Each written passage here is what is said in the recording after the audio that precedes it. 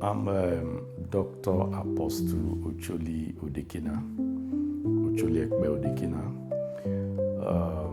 I'm the Chief Executive Officer of Odekina Media Limited, and also the lead prophetic apostle of Jesus Worshipers Center. I'm the national president of Igala Restoration E. If you refer to me as an historian, yes, you are right. Igala Restoration was an organization instituted by His Royal Majesty the Ata Igala Ata Idaku Ame Uboni. This organization came into being sometime 2014, about 10 years ago.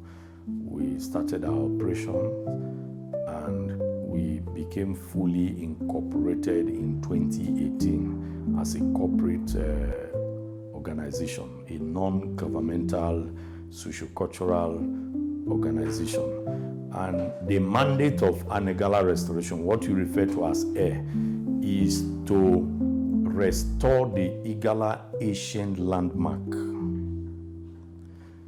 You know, before the advent of the colonial masters, the Igala nation was, the influence of the Igala nation was way beyond Kogi State, what you have as Kogi State today. Igala nation cut across some villages and towns in Anambra, Enugu, Delta, Edo, and Kogi State, the part of Nasarawa. So we have Igala speaking people in those zones. So before the colonial masters came, the entire of place referred to as the what you call as Niger Benue confluence was being occupied by the Igala nation. It was one entity. It was a country, and it was under the Igala. It was when the British people came and they met these formidable states, the Igala country. So they started cutting, balkanizing, and breaking the entire Igala nation into pieces. They cut one, took it to the Northern Protectorate, took the other one to the Southern Protectorate. At some point, Anambra and the rest, the Northern Igala was in the Northern Protectorate, Ida and the rest were in the Southern Protectorate under Onitsha and all of that. So, at some point during the amalgamation, they now brought the Northern Protectorate and the Southern Protectorate together.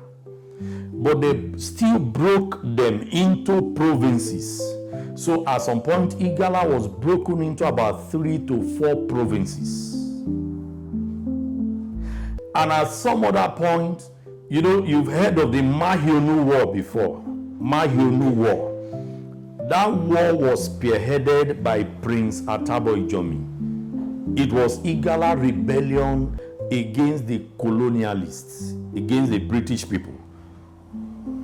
At some point in history, the British naval ship came to Ida and bombarded Ida 1, 2, 3 times. Naval ship. Because Ida had a very functional port that ships, vessels from Europe were coming directly to Ida. Ida was a hub. It was an international city where the colonialists were coming directly. And companies like John Holt and many of them had their base the first time. So many things started in Nigeria from Ida there.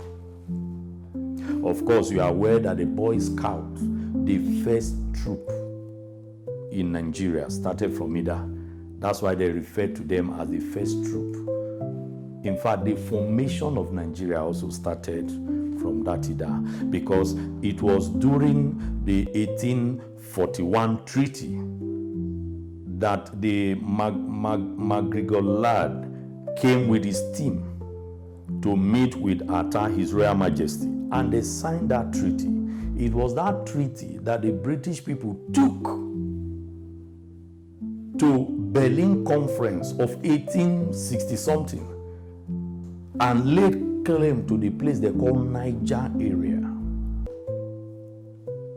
So, this thing that was done, Igala Nation is like a victim in Nigeria, because the formation of Nigeria started from Igala soil, from Idade.